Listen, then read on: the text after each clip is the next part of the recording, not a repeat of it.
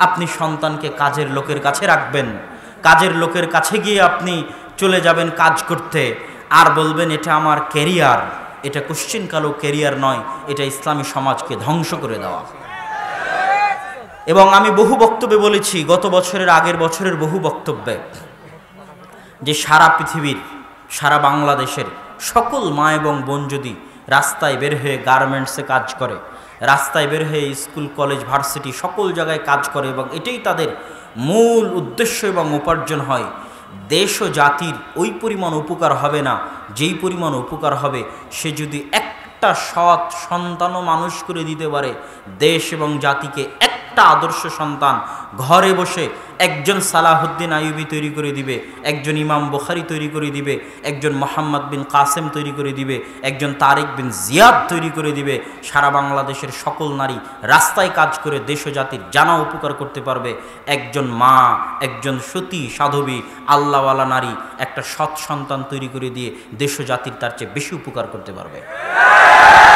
এবং জ্ঞান ও গবেষণার জগতে যা যা আমরা শিখছি এবং শিখাচ্ছি, একজন মেয়ে যে পিএইচডি ডিগ্রি উপার্জন করেছে, একজন মেয়ে যে পারমাণবিক বম তৈরি করতে পারবে, একজন মেয়ে যে মঙ্গল গ্রহে যেতে পারবে, একজন মেয়ে যে মেট্রো রেল চালাতে পারবে, যা সে জীবনে শিখেছে, ওই প্রত্যেকটা জিনিস যা সে শিখেছে, সারা পৃথিবীর যত নারী যা শিখেছে তার চাইতে হাজার গুণ কঠিন, শতগুণ কঠিন সৎ সন্তান মানুষ করা, হাজার গুণ কঠিন। পারমাণবিক বম বানানোর চাইতেও কঠিন, ওই মেট্রো রেল চালানোর চাইতেও কঠিন, বিমান পাইলট হওয়ার চাইতেও কঠিন, বিমানবালা হওয়ার চাইতেও কঠিন, গার্মেন্টসে চাকরি করে 10,000 টাকা ইনকাম করার চাইতেও কঠিন, মঙ্গল গ্রহে যাওয়ার চাইতেও কঠিন। পৃথিবীর এমন কোনো কাজ নাই যেই কাজ এই কাজের চাইতে কঠিন হতে পারে, এই কাজের চাইতে দামি হতে পারে, এই কাজের চাইতে মূল্যবান হতে পারে, যে একজন নারী মায়ের দায়িত্ব নিয়ে একজন সন্তানকে সৎ মানুষ রূপে গড়ে তুলবে।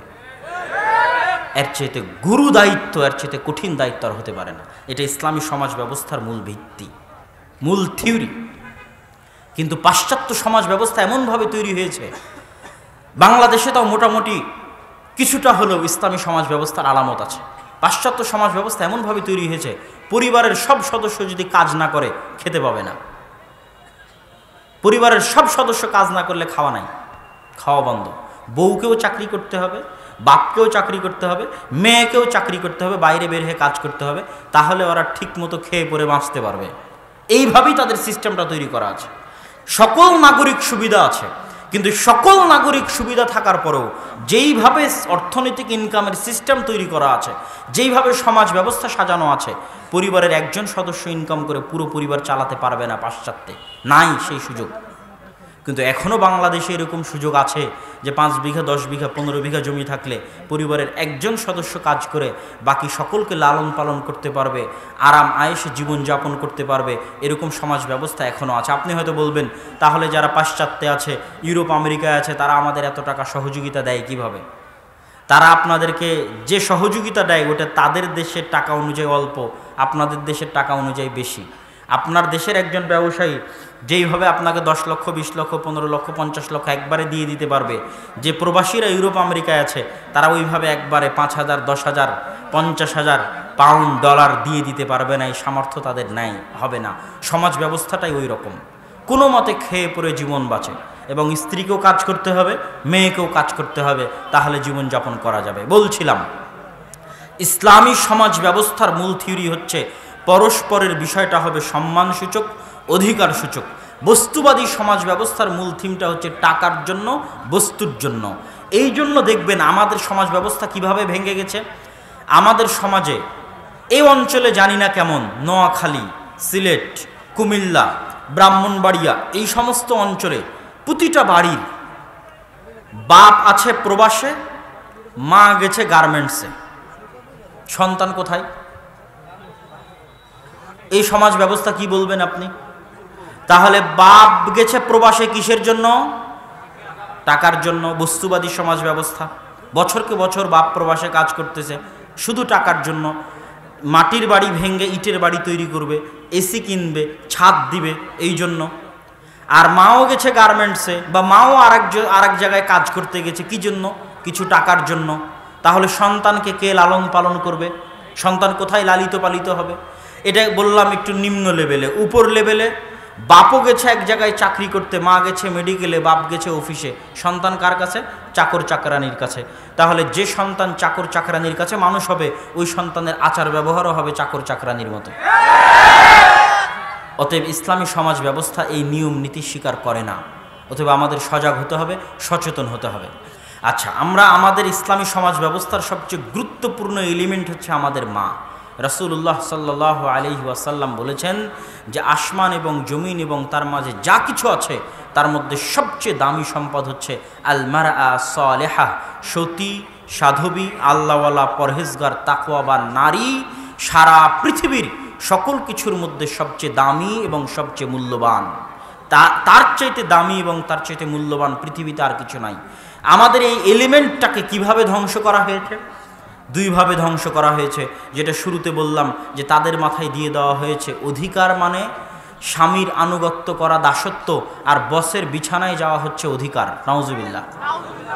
এইটা হচ্ছে তাদের মাথায় দিয়ে দেওয়া হয়েছে। ক্যারিয়ার মানে বেকারত্ব, এটা হচ্ছে বস্তুবাদী সমাজ ব্যবস্থা।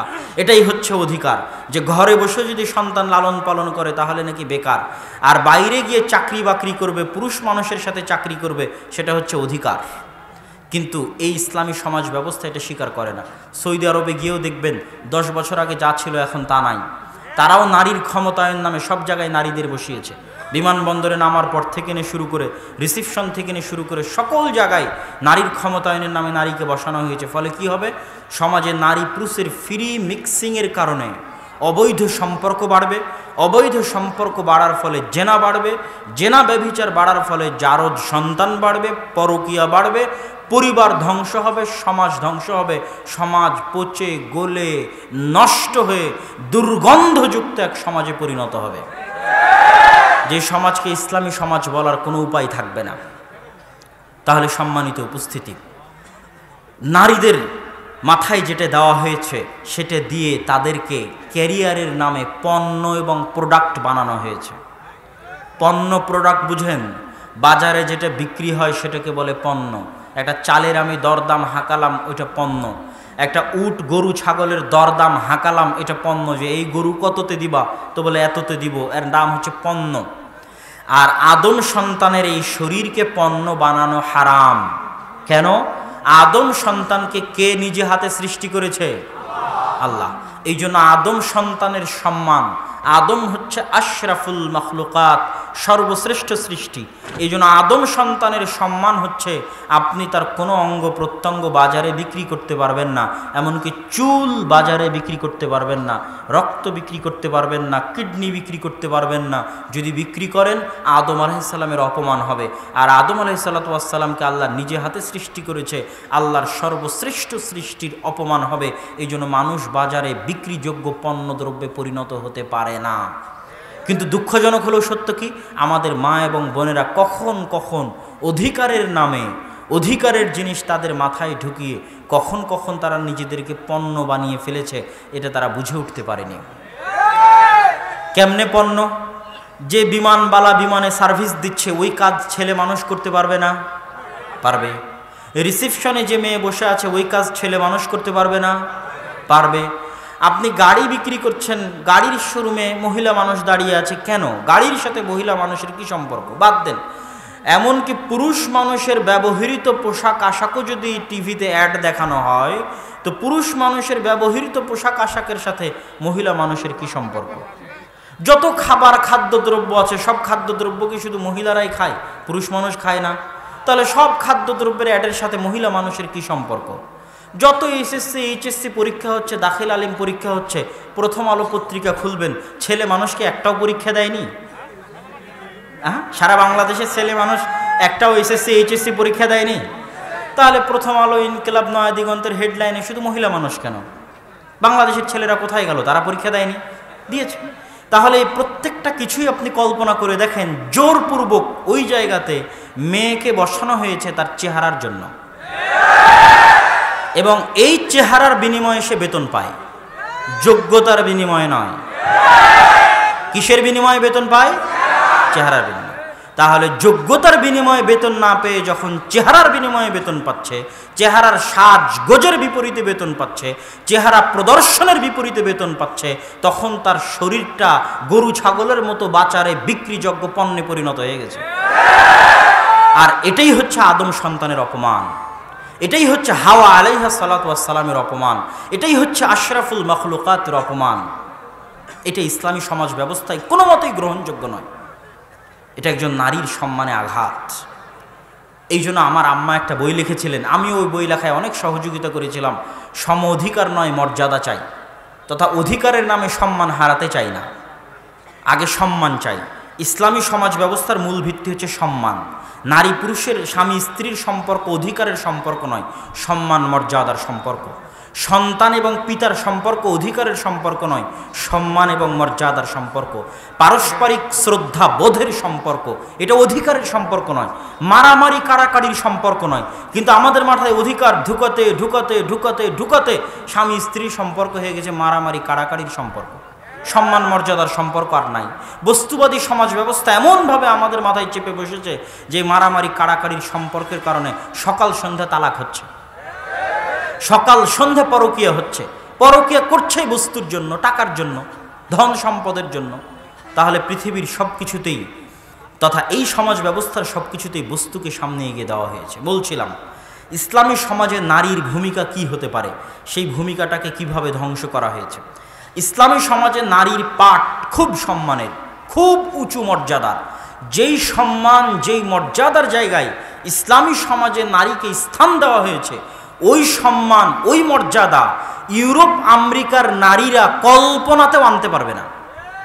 তারা যে কল্পনা শক্তি দিয়ে চিন্তা করবে, এই চিন্তা যতক্ষণ না তারা আমাদের সমাজে বড় না হয়েছে বা একটা ইসলামী সমাজে জীবনযাপন না করেছে, এটা তারা কল্পনাও করতে পারবে না।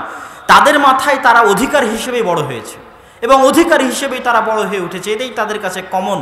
কিন্তু তারা কোনোদিন কল্পনা করতে পারবে না যে ইসলামী সমাজ ব্যবস্থা একটা নারীর কি পরিমাণ সম্মান, একটা মায়ের কি পরিমাণ সম্মান।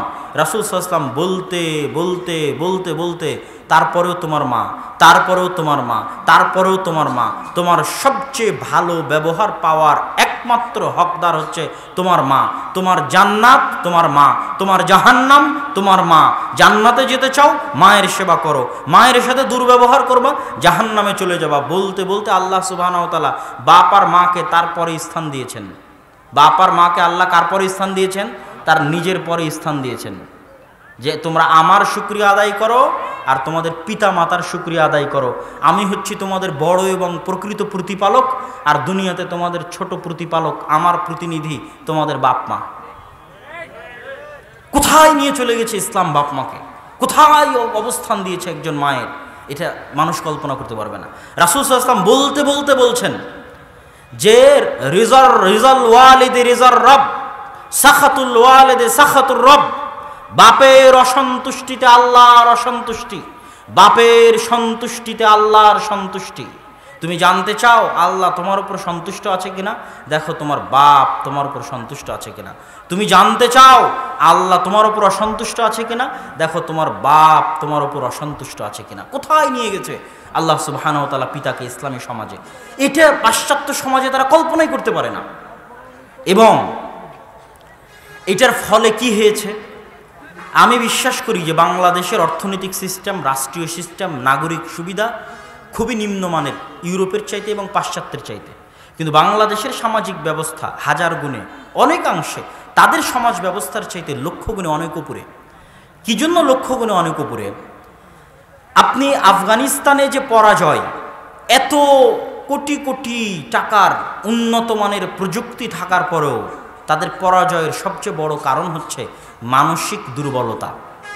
ইসলামী সমাজের যে সিস্টেম, পরিবারের যে ভিত্তি ইসলামী সমাজে, ওই পরিবারে বাপ মায়ের যে সম্মান মর্যাদা, সন্তানের সাথে বাপ মায়ের যে সম্পর্ক, ভাইয়ে ভাইয়ে যে সম্পর্ক, ইসলাম যেভাবে কোরআন এবং হাদিসে বর্ণনা করেছে, ওই মাপে যদি কোনো আদর্শ পরিবার পৃথিবীতে গড়ে ওঠে, তাহলে ওই আদর্শ পরিবার এবং ওই আদর্শ সমাজের প্রত্যেকটা সদস্যের যেই পরিমাণ মানসিক শক্তি থাকবে, ওই পরিমাণ মানসিক শক্তি দিয়ে গোটা ইউরোপ আমেরিকা কেনা যাবে। এটা আপনি কল্পনা করতে পারবেন না। তারা কতটা মানসিকভাবে দুর্বল, কতটা মানসিকভাবে অসহায়, সাইকোলজিক্যালি তারা প্রবলেম ফিল করে। জন্ম হওয়ার পরে দেখছে বাপ মায়ের মধ্যে মিল নাই, বাপ মায়ের মধ্যে তালাক হয়ে গেছে। জন্ম হওয়ার পরে দেখছে বাপ মা একজন আরেকজনের সাথে পরকীয়া করে। 18 বছর বয়সে সে বাপ মা থেকে আলাদা হয়ে গেছে। সে জন্ম হওয়ার পর হয়তো জানেই না কে তার বাপ। তাহলে এই যে সে জন্ম হওয়ার পর থেকে যে প্রবলেমগুলো, সবাই তো আদমের সন্তান, সবারই তো মন আছে। সে ইউরোপ আমেরিকার নাগরিক বলতে তার মন নাই তা তো না, ও তো আদমের সন্তান, আপনার আমার মতো আদমের সন্তান, তারও মন আছে। ও যদি জন্ম হওয়ার পর নাই জানে যে তার বাপকে, জন্ম হওয়ার পর যদি দেখে সারাদিন তার বাপ মা গন্ডগোল করছে, জন্ম হওয়ার পর যদি দেখে যে মা আর একজনের সাথে পরকীয়া করছে, তাহলে কি পরিমাণ সাইকোলজিক্যাল প্রবলেমের মধ্যে দিয়ে ওই সন্তান বড় হতে পারে। আর যখন একটা আদর্শ সমাজ, আদর্শ পরিবারে একটা সন্তান বড় হয়, তখন ও কতটা মানসিক পরিমাণে উঁচু এবং শক্তিশালী থাকে। আফগানিস্তানে যে পরাজয়, এই পরাজয়টা অস্ত্রের কাছে নয়, যন্ত্রের কাছে নয়, এই পরাজয় হচ্ছে মনের কাছে। যারা মুসলিম সমাজে বড় হয়েছে, এদের মনের যে হিম্মত, মনের যে সাহস, ওটিতে গোটা ইউরোপ আমেরিকা ক্রয় করা সম্ভব। সম্মানিত উপস্থিতি, এই জন্য ইসলামী সমাজ ব্যবস্থা, আদর্শ সমাজ ব্যবস্থায় আমি আলোচনা করছিলাম যে একজন নারী এবং একজন মায়ের ভূমিকা কী। তারপরের পয়েন্টে আসে একজন নারী এবং মা এর ভূমিকার পর্দা খুবই গুরুত্বপূর্ণ একটা বিষয়। পরিবার প্রথাকে টিকিয়ে রাখার জন্য পর্দা প্রথা কত গুরুত্বপূর্ণ। সমাজ পরিবার ছাড়া সম্ভব নয়, আর পরিবার ছাড়া ব্যক্তিও সম্ভব নয়। তো এই জন্য ইসলামে পরিবার সবচেয়ে গুরুত্বপূর্ণ। এই জন্য পরিবার বিরোধী যা কিছু আছে সবগুলোর শাস্তি সবচেয়ে ভয়ঙ্কর। বলে কেউ যদি বিবাহিত অবস্থায় জেনা করে, তাহলে ওকে মাঠে নিয়ে গিয়ে অর্ধ বুক পর্যন্ত পুঁতে দিয়ে চারিদিক থেকে ইট পাথর ঢেল মারতে থাকবে, হাত পা বাঁধা থাকবে। ও বলবে বাপরে মারে আমাকে বাঁচাও, আধা ঘন্টা 1 ঘন্টা লাগবে আর মরতে। এত বিভৎস, এত ভয়ঙ্কর মৃত্যুদণ্ডের শাস্তি ইসলাম আর কোনো পাপের জন্য দেয়নি, কিন্তু বিবাহিত অবস্থায় জেনা করার জন্য দিয়েছে। কেন? বিবাহিত অবস্থায় জেনা করলে পরিবার ধ্বংস হয়ে যায়। তার পরিবার যদি না থাকে তো পৃথিবীও চলবে না, আল্লাহ ইসলামও রাখবেন না, আল্লাহ পৃথিবীও রাখবেন না। পৃথিবী এতদিন আছে কি জন্য? পরিবার আছে এই জন্য। যেই দিন আল্লাহ কোন দিন পৃথিবী রাখবেন না? যেদিন পরিবার থাকবে না। দলিল, রাসূল সাল্লাল্লাহু আলাইহি ওয়াসাল্লাম বলেছে, মানুষের উপর একদিন আসবে যেই দিন মানুষ, কুকুর, শ্রীগাল, গরু, ছাগল যেভাবে খোলা মাঠে মিলনে লিপ্ত হয়, নারী পুরুষ সেভাবে খোলা মাঠে মিলনে লিপ্ত হবে। এটা কিন্তু ঈসা আলাইহিস সালামের মৃত্যুর পরে ঘটবে, এটা ইমাম মাহাদির মৃত্যুর পরে ঘটবে। ঈসা আলাইহিস সালাম এবং ইমাম মাহাদির 7 বছরের ন্যায়পরায়ণ শাসনের পরে পৃথিবীতে যখন শুধু আগাছা বেঁচে থাকবে, তখন পৃথিবী তার পরিবার থাকবে না। ওই গরু ছাগলের মতো খোলা মাঠে তারা লিপ্ত হবে মিলনে, কোনো লাজ লজ্জা কিছু থাকবে না। পরিবার যদি না থাকে, আল্লাহ পৃথিবী রেখে কি করবে? যখন লূত আলাইহিস সালাতু ওয়াস সালামের কওম সমকামিতায় লিপ্ত হতো, তখন আল্লাহ গোটা শহরকে এইভাবে উল্টিয়ে দিয়েছেন।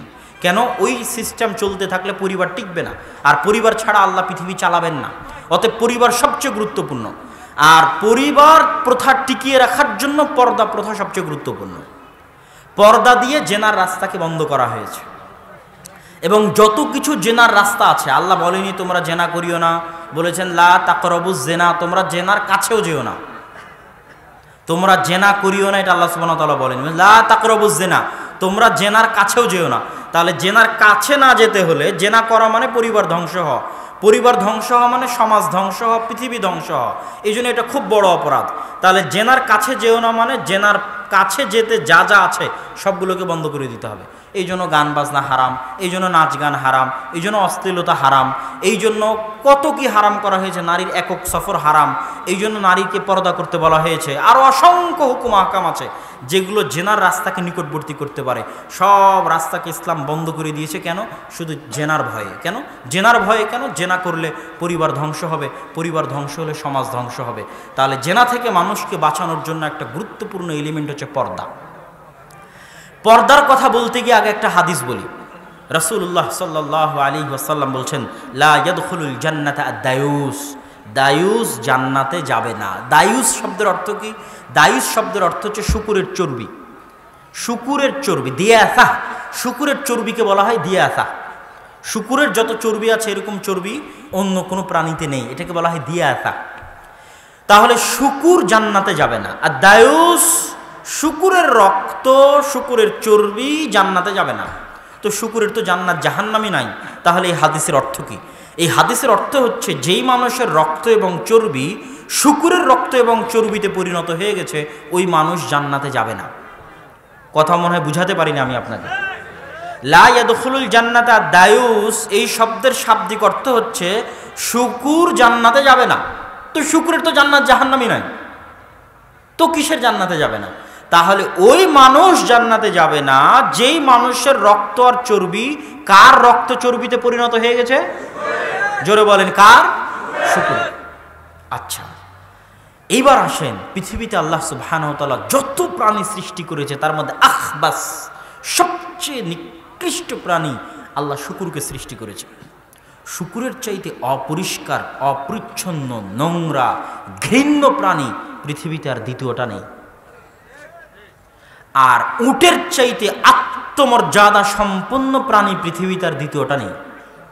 উট যদি একবার রেগে যায় তো আপনাকে ঢিসাতে ঢিসাতে মেরেই ফেলে দিবে। এটা হচ্ছে উটের আত্মমর্যাদা, আত্মসম্মান, উটের রাগ। আর শুকুর নিজের নিতম্ব চেটেও পেশাব পায়খানা খেতে দ্বিধাবোধ করবে না, আর এক শুকুরের নিতম্ব চেটেও পেশাব পায়খানা খেতে দ্বিধাবোধ করবে না, 24 ঘন্টা পেশাব পায়খানার মধ্যে ডুবে থাকতেও দ্বিধাবোধ করবে না। তার নাম হচ্ছে শুকুর। ইবনে হাজাম রাহিমাহুল্লাহ বলছেন, যারা শুকুরের গোস্ত খায় তাদের মধ্যে এমন পরিমাণে খাবাসা, এমন পরিমাণে বেহায়াপনা, নির্লজ্জতা, নিকৃষ্টতা, নোংরামি প্রবেশ করে যে ওর স্ত্রীর সাথে যদি ওর চোখের সামনে কেউ জেনায় লিপ্ত হয় তবুও তার মধ্যে কোনো প্রতিক্রিয়া কাজ করবে না। কেন? শুকুরের গোস্ত। যে উটের গোস্ত প্রচুর পরিমাণে খায়, ওর আত্মমর্যাদা, গায়রাত অনেক উপরে অবস্থান করবে, অনেক উপরে। যে তার স্ত্রীর সাথে কেউ হাসি মুখে কথা বলবে এটাও সহ্য করতে পারবে না, তার আত্মমর্যাদা, গায়রাতের কারণে। এবার আসেন, যার রক্ত শুকুরের রক্তের মতো হয়ে গেছে সে কে? যে শুকুরের গোস্ত খাচ্ছে শুধু তারই অবস্থা যে তার মতো হবে তা নয়। শুকুরের গোস্ত খায় না, কিন্তু আচার ব্যবহার, চাল চরিত্রে শুকুরের আচার ব্যবহার, চাল চরিত্র প্রবেশ করেছে। তার স্ত্রী বেপরদায় চললেও তার অন্তরে কোনো প্রকার প্রতিক্রিয়া কাজ করে না। তার স্ত্রী বাজারে বাজারে রাস্তাঘাটে বেহায়াপনার সাথে চললেও, পর পুরুষের সাথে হাসি মুখে কথা বললেও, তার মেয়ে বেপরদা বেহায়াপনার সাথে রাস্তায় চললেও তার অন্তরে সরিষা সম পরিমাণ খারাপ লাগে না। তার মানে তার রক্ত আর রক্ত নাই, পচে গলে পুঁজ হয়ে গেছে, শুকুরের রক্তে পরিণত হয়ে গেছে। আর যে পুরুষ, যে এখনো পুরুষ মানুষ আছে, কাপুরুষ হয়নি, যে এখনো শুকুরের গোস্ত খায় না বা যার রক্ত এখনো শুকুরের রক্তে পরিণত হয়নি, সে কোশ্চেন কালেও মোহরানা দিয়ে বিবাহ করে নিয়ে এসে তার স্ত্রীকে বেপরদার সহিত রাস্তাঘাটে চলতে দিবে, পর পুরুষকে তার স্ত্রীকে দেখানোর মাধ্যমে আনন্দ দিবে, দেশ এবং জাতিকে পাপে লিপ্ত করবে।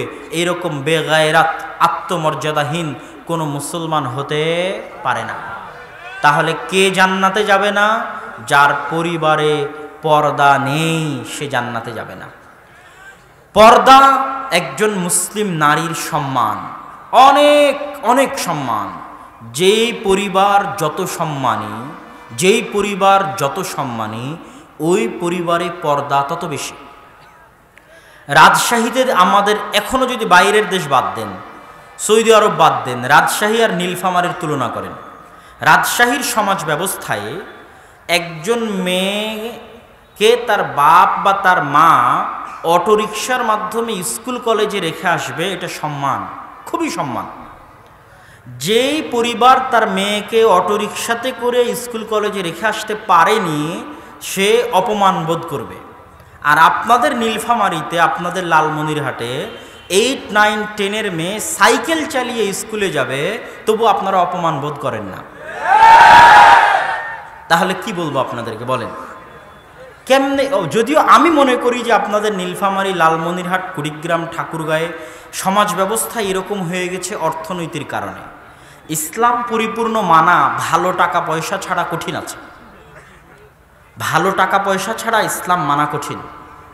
আপনাদের এই অঞ্চলে আমি সফরে এসেছি, এই জন্য বলতে পারছি, আপনাদের এই অঞ্চলে নারীরা মাঠে কাজ করতে যায়, আমাদের রাজশাহীতে সাঁওতালেরা মাঠে কাজ করতে যায়। তাহলে এটা আমার কাছে কল্পনার বাইরে, যেটা সৌদি আরবে তো আরও কল্পনাই করা যায় না, যে একজন মুসলমান নারী কৃষি কাজ করবে মাঠে গিয়ে। এটা কল্পনার বাইরে, আমিও কোনোদিন কল্পনা করতে পারতাম না। কেন? আমরা রাজশাহীতে বড় হয়েছি, আমরা দেখেছি যারা আদিবাসীদের মেয়ে তারা যায় রাস্তায় কাজ করতে, তারা মাথায় ইট বহন করে যাচ্ছে, মাথায় মাটির ডালি বহন করে যাচ্ছে, এটা আদিবাসীদের মেয়ে করতে পারে। মুসলিম ঘরের মেয়ে, মুসলিম ঘরের মা মাঠে গিয়ে কাজ করবে, মাঠে গিয়ে ধান লাগাবে, এটা আপনাদের নীলফামারী কুড়িগ্রামে দেখেছি। তাহলে আপনাদের অপমান বোধ করা উচিত এবং নিজে জান প্রাণ বাজি রেখে ভিক্ষা করে হলো এমন পর্যায়ে টাকা পয়সা ইনকাম করা উচিত যেন আপনার মেয়েকে সাইকেল চালিয়েও স্কুলে যাওয়া নেওয়া লাগে, যেন আপনার স্ত্রীকে মাঠেও কাজ না করা লাগে। যদি ওই পরিমাণ টাকা পয়সা উপার্জন না করতে পারেন, বিবাহ করার দরকার নেই। কিন্তু মা এবং বোনকে রাস্তায় কাজের মেয়ে বানাবেন। এবং আপনাদের এই অঞ্চল থেকে যেই পরিমাণ মেয়ে মানুষ গার্মেন্টসে কাজ করতে যায়, বাংলাদেশের আর কোনো অঞ্চল থেকে ওই পরিমাণ মেয়ে গার্মেন্টসে কাজ করে না। এটাও আমাদের এই সমাজ ব্যবস্থার ভঙ্গুর অবস্থার একটা প্রমাণ বহন করে। বাহ্যিকভাবে মনে হচ্ছে ওই মেয়ে 5-6 হাজার টাকা ইনকাম করে দিচ্ছে, কিন্তু বিশ্বাস করবেন এই 5-6 হাজার টাকার বেতন জুলুম, অত্যাচার। পৃথিবীর আর কোনো দেশে 12 ঘন্টা পরিশ্রম করে 5-6 হাজার টাকা বেতন দিবে না, দিলে কেস হয়ে যাবে, মামলা হয়ে যাবে। আপনার দেশে গার্মেন্টস এখনও টিকে আছে। আপনাদের লালমনিরহাট কুড়িগ্রামের মেয়েরা 5-6 হাজার বেতনে গার্মেন্টসে গিয়ে কাজ করে। এই জন্য এখনও গার্মেন্টস বাংলাদেশে টিকে আছে। এই জন্য আমি বলি যেগুলো উন্নয়ন নয়, এর চেয়ে কম টাকায় যদি আফ্রিকার মেয়েরা কাজ করে দেয়, কালকে চায়না সব গার্মেন্টস নিয়ে চলে যাবে আফ্রিকাতে। তখন আমেরিকাও আর আপনার কাছে অর্ডার দিবে না, ইউরোপও আর অর্ডার দিবে না, যেখানে কম দামে পাওয়া যাবে ওখানে অর্ডার দিবে। তাহলে এই ভঙ্গুর অর্থনীতিকে কেমনে উন্নয়ন বলবেন? এটা উন্নয়ন নয়। রাস্তাঘাট তৈরি করা, ব্রিজ কালভার্ট তৈরি করা উন্নয়ন নয়। প্রবাস থেকে যে ইনকাম আসছে ওটা উন্নয়ন নয়। প্রবাসে তারা কি কাজ করে? আমাদের মদিনা ইসলামী বিশ্ববিদ্যালয়েও আমাদের বাংলাদেশের প্রবাসী ভাইয়েরা টয়লেটই পরিষ্কার করে। এটাই আমাদের বিদেশে অবস্থান। আপনি গলায় বাংলাদেশি পাসপোর্ট ঝুলিয়ে শুধু ইউরোপ আমেরিকা নয়, আরব বিশ্বে গেলেও অপমান বোধ করবেন যদি আপনার গলায় বাংলাদেশি পাসপোর্ট থাকে। কেন? আমাদের শিক্ষা দীক্ষা এবং আমাদের জ্ঞান গরিমার ওই পর্যায়ে না থাকার কারণে। যাক, আমার কথা অন্যদিকে চলে যাচ্ছে, আমি ওই দিক না গিয়ে আবার মূল আলোচনায় ফিরে আসি। সেই মূল আলোচনা হচ্ছে যে ইসলামী সমাজে নারীর পর্দা হচ্ছে তার সম্মানের প্রতীক, তার মর্যাদার প্রতীক। ইসলামে দাসী পর্দা করা লাগে না। কার পর্দা করা লাগে না বলেন তো? জোরে বলেন, কার পর্দা করা লাগে না? দাসীর পর্দা করা লাগে না। ওমর রাদিয়াল্লাহু তাআলা একদিন দেখছেন একজন দাসী পর্দা করে চলছে, তো তাকে তিনি একটু ধমকি দিলেন যে দাসীর পর্দা করার প্রয়োজন নাই, তুমি কেন পর্দা করে চলছো? পর্দা করাটা হচ্ছে উঁচু সম্ভ্রান্ত স্বাধীন বংশের নারীর স্বাধীনতার পরিচয় যে সে পর্দা করে। বুঝাতে পারিনি আমি? আপনার স্বাধীনতার প্রতীক যে আপনি পর্দা করে আছেন, এটা আপনার স্বাধীনতার প্রতীক। আর আপনি বেপর্দায় আছেন মানে আপনি নিজেকে সস্তা, ফাত্রা, 3 নাম্বার শ্রেণীর বানিয়েছেন। দাম কাকে বলে? প্রধানমন্ত্রীর সাথে আপনারা সবাই গিয়ে দেখা করতে পারবেন? পারবেন না। কেন? উনি দামি মানুষ, ওনার সাথে সবাই দেখা করতে পারে না। উনি দামি মানুষ, এই জন্য দেখা করতে পারে না। তাহলে আপনার পর্দা যেই পরিমাণে বাড়বে আপনি ওই পরিমাণে দামি। সবাই আপনার সাথে দেখা করতে পারবে না, আপনার চেহারাও সবাই দেখতে পারবে না, আপনার সাথে সবাই কথা বলতে পারবে না। আপনি হচ্ছেন হীরা, মণি, মুক্তা, আপনার দাম সম্মানই আলাদা। আর যখন আপনি পর্দাও ছেড়ে দিলেন, স্বামী বাদে সারাদিন পর পুরুষ সকলের সাথে যেই আসে তার সাথে কথা বলেন, হাসি মুখে বাক্য বিনিময় করেন, মানে আপনি আপনার দাম কমাতে কমাতে 3 নাম্বার শ্রেণীর ফাত্রা, সস্তা পণ্যে পরিণত করেছেন। তাহলে ইসলামী সমাজে একটা নারীর পর্দার কনসেপ্টটা কেমন? পর্দার কনসেপ্টটা সম্মানের সাথে, অধিকারের সাথে, স্বাধীনতার সাথে, সম্মানের সাথে। সেখানে আপনারা আপনাদের নিজের মেয়েকে সাইকেল চালিয়ে 8-9 মেয়েকে স্কুল কলেজে পাঠান, আমি এটা আপনাদের জন্য অপমানের মনে করি। অতএব আজকে এখানে যারা উপস্থিত আছেন আপনাদের কাছে অনুরোধ থাকবে, ওই বাক্য আমি আবারও দ্বিতীয়বার দোহরাচ্ছি, যে আপনি ওই পরিমাণ টাকা ইনকাম করবেন জান বাজি রেখে, জীবন বাজি রেখে। দরকার হয় 8 ঘন্টার জায়গায় 12 ঘন্টা কাজ করবেন, 12 ঘন্টার জায়গায় 20 ঘন্টা কাজ করবেন, নির্ঘুম কাজ করে যাবেন, মাথার ঘাম পায়ে ফেলে ওই পরিমাণ টাকা উপার্জন করবেন যেন আপনার মেয়েকে অটোরিকশার ভাড়া দিয়ে স্কুলে পাঠাতে পারেন, আর আপনার স্ত্রীকে যেন মাঠে গিয়ে ধান লাগানো না লাগে। পারবেন ইনশাআল্লাহ।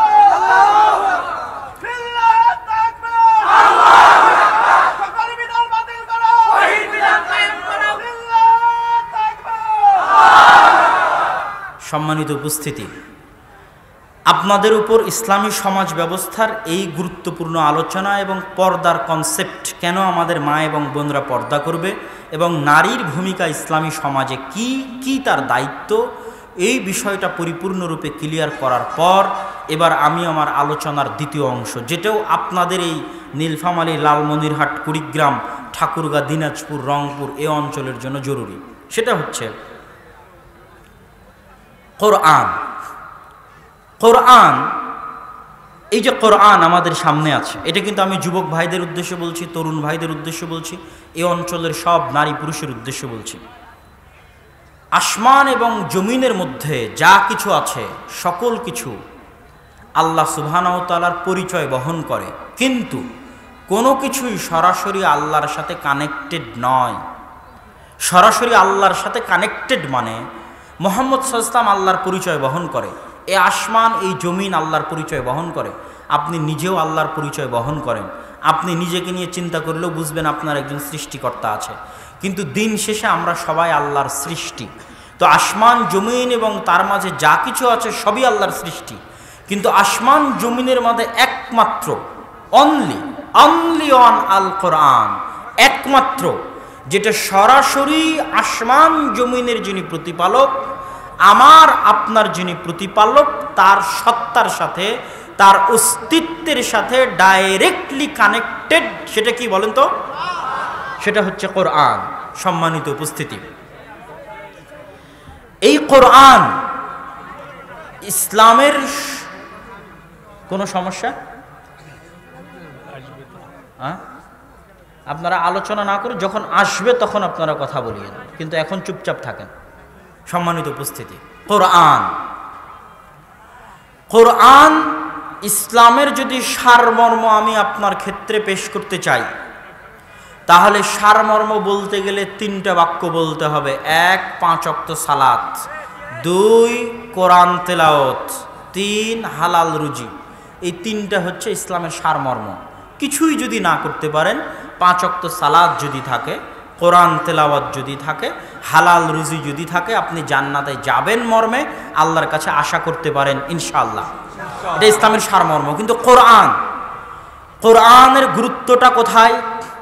কোরআন আল্লাহ সুবহানাহু ওয়া তাআলা আমার এবং আপনার জন্য পাঠাননি। কি বলেছেন?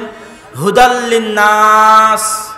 শুধু মুসলমান নয়, হিন্দু, বৌদ্ধ, খ্রিস্টান, কালো চামড়া, সাদা চামড়া, গোত্র, বর্ণ নির্বিশেষে সকলের জন্য আল্লাহ সুবহানাহু ওয়া তাআলা কোরআন পাঠিয়েছেন। এটা আল্লাহর পক্ষ থেকে চিঠি। সারা জীবনে আপনি এসএসসি, এইচএসসি, অনার্স, মাস্টার্স করলেন, কাজ কাম করে জমি জায়গা আবাদ করে 50-60 বছর পার করে দিলেন, বিবাহ শাদী করে সন্তান সন্ততি করলেন, বাড়ি গাড়ি করলেন, কিন্তু এখন পর্যন্ত কি শিখতে পারেননি? কি শিখতে পারেননি? কোরআন। এইরকম জালসা আয়োজনের চাইতে আমি এতক্ষণ বক্তব্য দিয়ে আপনাদের যা উপকার করেছি তার চেয়ে বেশি উপকার করতাম যদি এতক্ষণ আপনাদের সবাইকে কোরআনের একটা অক্ষরও শিখাতাম। যদি এটা আমি না বুঝাতে পারি, এটা আমার ব্যর্থতা। 1 ঘন্টা বক্তব্য দিয়ে যা উপকার করেছি, সূরা ফাতিহার আলহামদুলিল্লাহি রাব্বিল আলামিনের একটা আলিফ যদি আমি আপনাদের শিখাতাম, তার চেয়ে বেশি নেকির কাজ করতাম। কিন্তু দুঃখজনক হলেও সত্য কি, লক্ষ লক্ষ ব্রাক আছে, হাজার হাজার ব্রাক স্কুল আছে, তাদের নিজস্ব জমি নাই, ভাড়া জায়গায় তারা ব্রাক স্কুল চালায়, ভাঙ্গা বেড়া ভাঙ্গা টিন দিয়ে ব্রাক স্কুল চালায়। ওখানে নাচ গান শেখার ব্যবস্থা আছে, কিন্ডার গার্ডেন স্কুল আছে, ইংলিশ মিডিয়াম স্কুল আছে। আবার আপনাদের এই উত্তরাঞ্চলে খ্রিস্টান মিশনারির কার্যক্রম সবচেয়ে তুঙ্গে, আসমান ছোঁয়া, এবং আপনাদের এই উত্তরাঞ্চলে কাদিয়ানীদের কার্যক্রম হচ্ছে আসমান ছোঁয়া। কেন বলতে পারবেন? এই উত্তরাঞ্চলে বড় কোনো মাদ্রাসাই নাই, হানাফিদের বড় মাদ্রাসাও নাই। বাংলাদেশে যদি হানাফিরা সবচেয়ে সংখ্যাগরিষ্ঠ হয়, তো বগুড়ার জামিল মাদ্রাসা পার হওয়ার পরে গোটা উত্তরাঞ্চলে হানাফিদের বড় কোনো মাদ্রাসা নাই। তো হানাফিদেরই নাই, তো আহলে হাদিসদের থাকবে কোথায়? একে তো গেল মাদ্রাসা নাই, শেষ মাদ্রাসা নাই। 2, আপনাদের এই লালমনিরহাট, নীলফামারী, কুড়িগ্রাম, ঠাকুরগাঁ, দিনাজপুর, রংপুর, গাইবান্ধা, এই প্রত্যেকটা অঞ্চলের